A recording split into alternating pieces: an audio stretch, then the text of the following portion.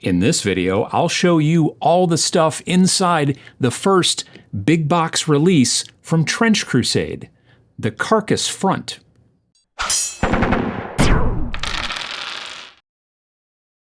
I've talked about Trench Crusade here on the channel over the last year or two quite a bit. It's a new skirmish war game originally born from the beautiful mind of Mike Francina and then expanded upon by revered game designer Thomas Piernan, who designed Mordheim for Games Workshop and many other games and stuff like that.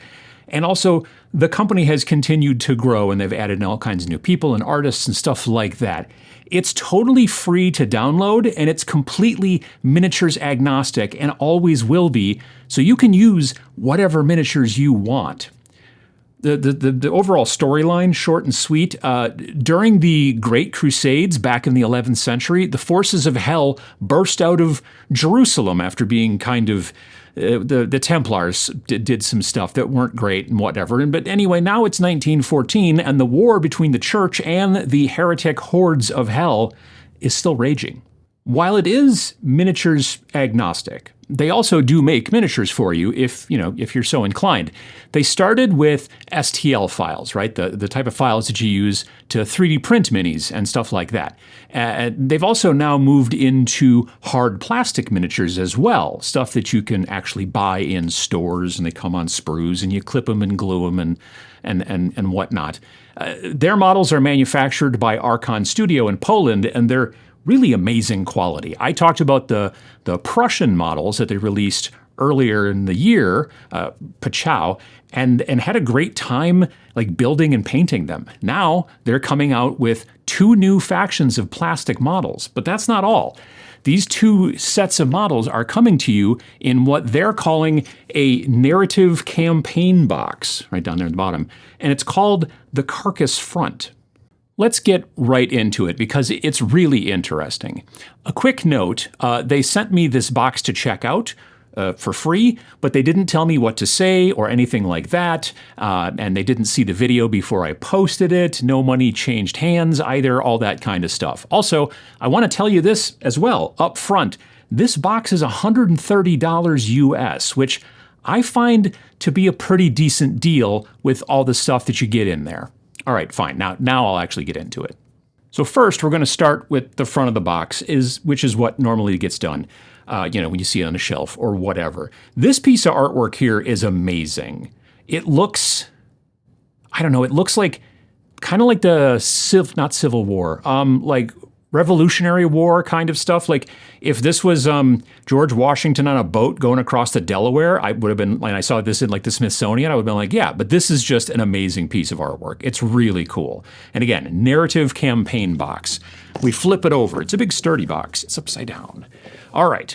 So we see all the stuff that we get in there. We get 16 miniatures inside the box. It's 2 forces. It is the Procession of the Sacred Affliction, which is a church force, and then there's also the Heretic Naval Raiders, which are the bad guys, the heretic force from hell, etc. I've started painting some of those, and I've been really enjoying it. I haven't gotten super far through, but I've done several at this point, and I really like the models.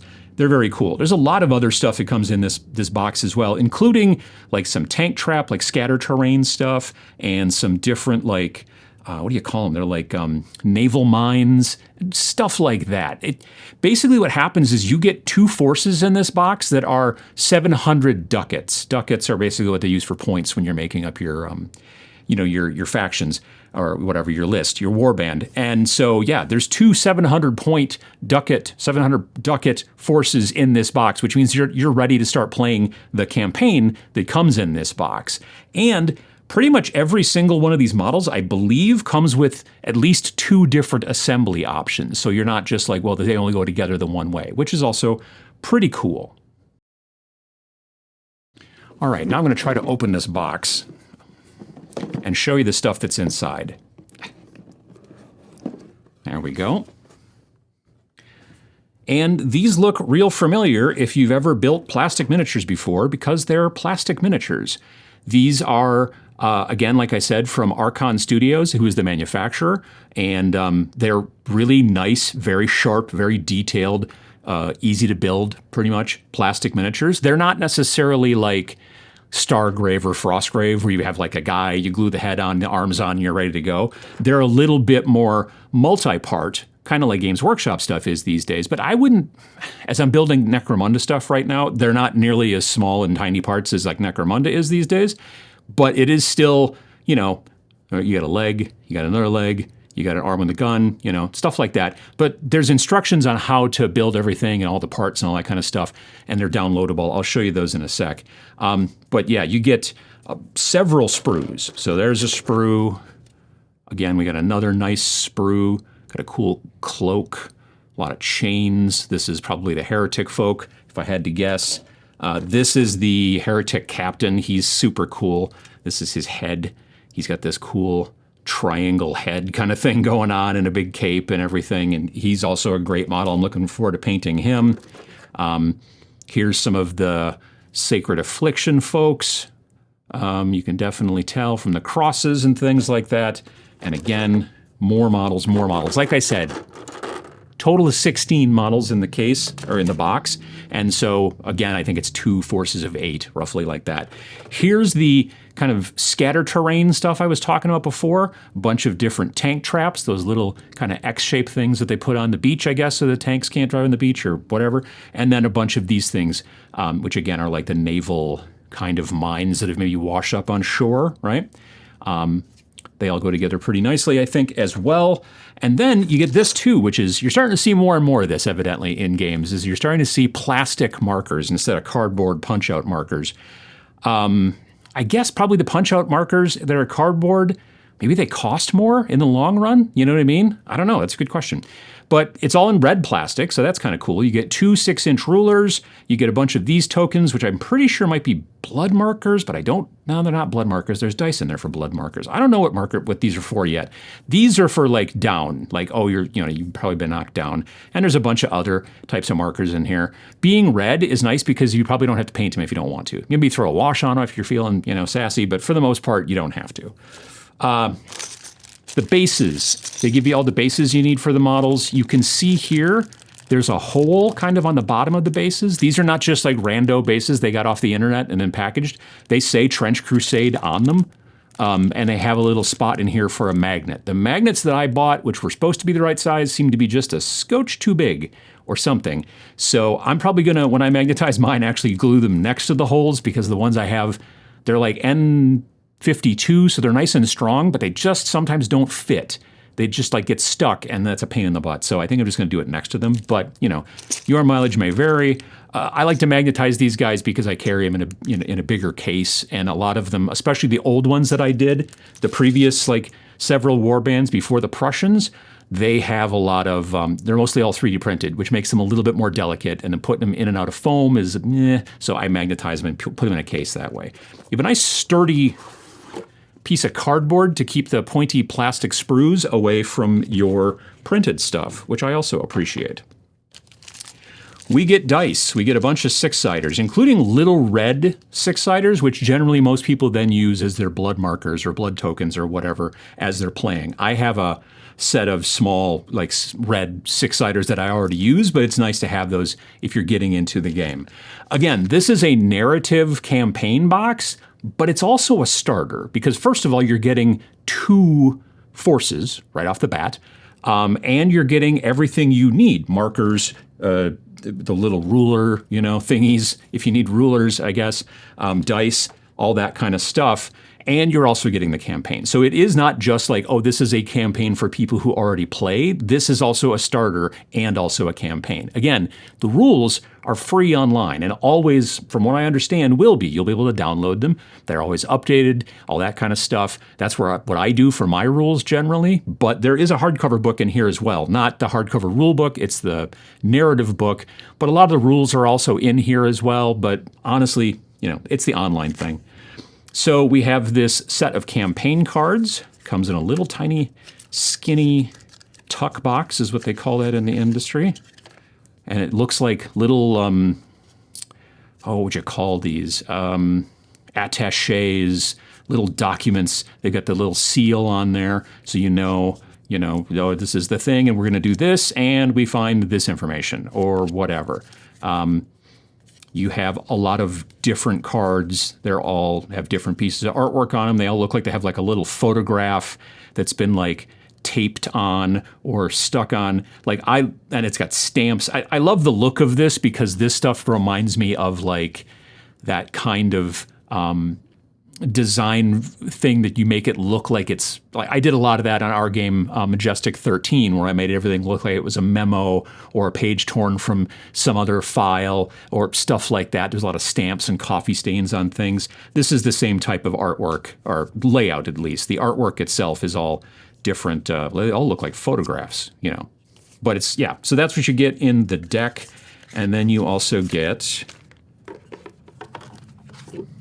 so here's your procession of the Sacred Affliction introductory warband. So this is the stuff that you would need to start playing, right? You have your Witness His Righteous Fury, which is a stigmatic nun. You have a Leper Pilgrim. You have other Leper Pilgrims. So this is basically the information and the stuff you would need to start playing if you wanted to use these things right out of the box to start doing the thing. Here we have a Drowned Chorister, we have Heretic Raider Legionnaire, we have the Heretic Raider, and all the stats and keywords and pretty much everything you need. These are card stock, so that's kind of nice. They're going to be relatively sturdy, one would think.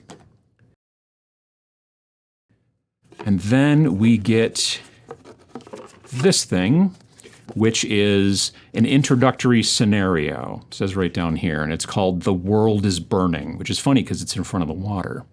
Maybe funny is not the right word.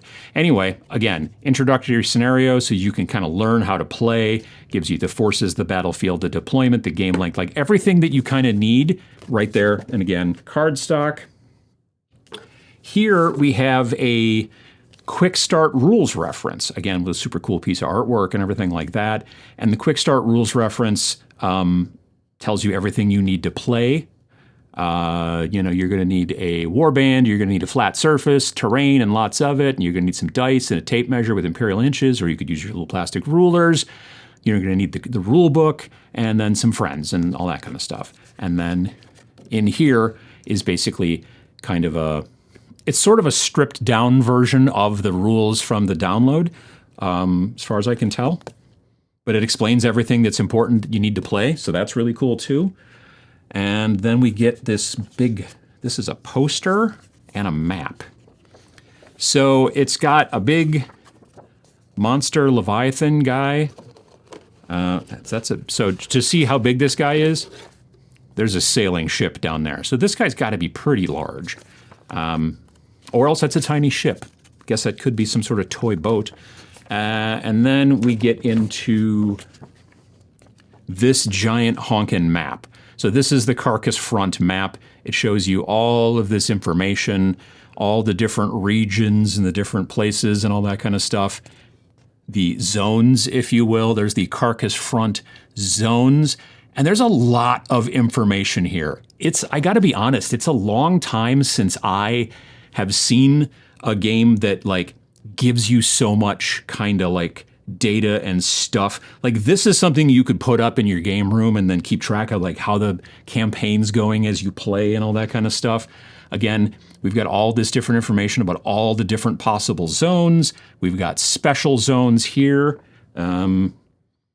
with different bonuses that you're going to get. And then we've got the scenario generator charts, which is really cool. So it's not like definitely like, oh, I'm going to do this and then this and then this. And then if we play again, it's the same thing. It's a very kind of different sort of vibe every time that you do it, which is cool. Yeah, it's kind of like in video games. I don't know if you remember the old, like Grand Theft Auto, you used to get a map of the area that you were in and all that kind of stuff. And very possibly in this new version of Grand Theft Auto coming out in several months, you probably won't get a map anymore. So it's one of those things that you kind of like, but depends. This is a link to the assembly guide. All assembly instructions can be found by scanning this QR code. They did the same thing with the Prussians. Pretty much everything they've done so far that I've seen has had a QR code that you scan and you get a PDF. And then what that does, it's kind of formatted for your phone. It's sort of tall and skinny, and you can go through and keep track of everything and figure out, like, oh, how does this part go together and that part and all that kind of stuff. It's actually, I find, kind of convenient. So the assembly guide is there. I think it's maybe also on the back of that. I don't know what that is, but it looks maybe a bit gross on the inside. Something weird is going on there. That is probably not a sourdough bread, close up or anything like that. Something probably different. I heard about this. This is crazy. So this is your campaign tracker, and it tracks the glory and then your favor and relics and supplies and territories and aggression and other and all that kind of stuff. And it is a pad of paper. Like you tear them off. Like I can't think of the last time that I got a war game that came with like a score pad. You like tear them off and all that kind of stuff. Like that's kind of old school, but it's also something that I think is really kind of interesting. Like a lot of companies these days would try to turn that into an app maybe or something like that, which is one thing, but this is probably considerably cheaper and also works when you don't have Wi-Fi. Last thing I think in this box, yes. Last thing is the hardcover, the Trench Crusade Carcass Front. Hardcover, it is just, again, there's that cool piece of artwork with the giant monster, again, with a very tiny boat down here, so that's a very big monster, more monster on the back. This is, again, just like the book that I picked up at Gen Con. I did my Gen Con booty video a little while back, and I got the hardcover Kickstarter edition of the Trench Crusade rulebook, and just because I wanted all of the artwork and all that kind of stuff, you can check that out. Pachow. But again, this is amazingly laid out with all kinds of really super interesting information. This is kind of a redo of that poster that we looked at before. But again, everything's got stamps and like this, because again, it's 1914. So there's a lot of stamps and things maybe paper clipped and taped and all that kind of stuff. We've got a brief timeline of the Carcass Front. We've got our contents. The artwork in this book is amazing. Some of it looks very like, almost like woodcuts or etchings and things like that. Some of the stuff looks much more like paintings and drawings, if not almost like it's like nearly like photorealistic. But it just kind of keeps going, artwork after artwork. This is a piece that I remember seeing at. They announced this at Adepticon this year, and so they showed a bunch of pieces of the artwork. This is a place. I think these are all caskets for the front, like you could see down here, all these caskets, and it's just crazy stuff.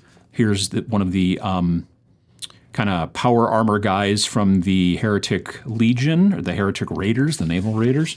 But it's just a lot of like, fluff and artwork and giant cannons and all kinds of stuff like that. And then eventually you do get into, I think that there's eventually rules and stuff. Yeah, here we get into the faction lists and then mercenaries. Some of the artwork here, I am 98% sure. Yep. There's a little tiny, this is another great thing that they're doing that we see maybe some other companies, some of them that rhymes with, Games Workshop. We're seeing, Games Workshop never tells you who does the artwork for the most part anymore, or any of the design or anything else. In the back of this book, there is what they call a masthead, or the credits, that tells you like who did the design and the narrative and this and that and yada, yada, yada, and also all the artists. And down here it puts a little code after all the artists. And this piece of art here is by Martin McCoy. Now, I'm wearing a Martin McCoy drawn t-shirt, as it turns out. That's kind of, I didn't technically think of that initially. But if you look really super close, down here by my thumb, if it'll focus, there's a little tiny MM. So they kind of hide them in there, but they're still there. So if you look for them, you know who drew what, did the artwork inside the book, and it's a really cool thing. Martin also did the artwork for Death Wizards, the game that Vince and I did. But I recognized some of the stuff as I was flipping through here, and then I was like, started looking for the little tiny pieces of artwork and stuff like that. But all of them have it hidden, sometimes really small, but it's right there, so you can tell who did what. And I think that's really nice of them to put that kind of credit in on these things.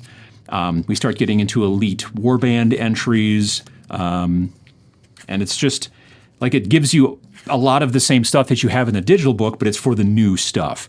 There's a new Anchorite Shrine, and so the Anchorite Shrine's a model for the Trench Pilgrims, basically, and it has been around for quite some time, that model. I painted it and showed off a cool rust technique on that model some time back. Pachow. But this one looks different. He's got a rounded head that looks more like a bell, and there's a bunch of other stuff. As I was getting ready to come and record this today, Trench Crusade released a whole bunch of new STLs on the My Mini Factory website. They released a whole bunch of stuff, including the different parts here, so that you could then make your Anchorite Shrine model look more like this one. And they've also released a whole bunch of other stuff that's kind of in this section of the book. That's another Martin artwork, I'm pretty sure. But yeah, so everything, here's that. Yeah, I'm really looking forward to painting this guy. This is the Heretic Captain for the Naval Raiders. You'll notice he's red all the time. It's because he never stops bleeding. It's just, it's just his thing, whatever. You can see there's a lot of dripping. He's like always bleeding. A, B, B, always be bleeding. And so, yeah, like I said, I'm looking forward to putting together and painting up the rest of the Naval Raiders, and then probably moving over to the Sacred Affliction, Procession, the Sacred Affliction. But this is everything that you get in the box for $130. So it is a narrative campaign box, but it is also basically a starter, because if you've never played before, you can just go and download the rules for free, and you can, again, because it's miniature agnostic, use whatever miniatures you want and start playing. But if you want to have two skirmish armies to be able to kind of work against each other, and or maybe you and a friend want to share, or however it works, this box not only kind of, scratches that itch as well, but it also allows you to then have this very in-depth narrative campaign.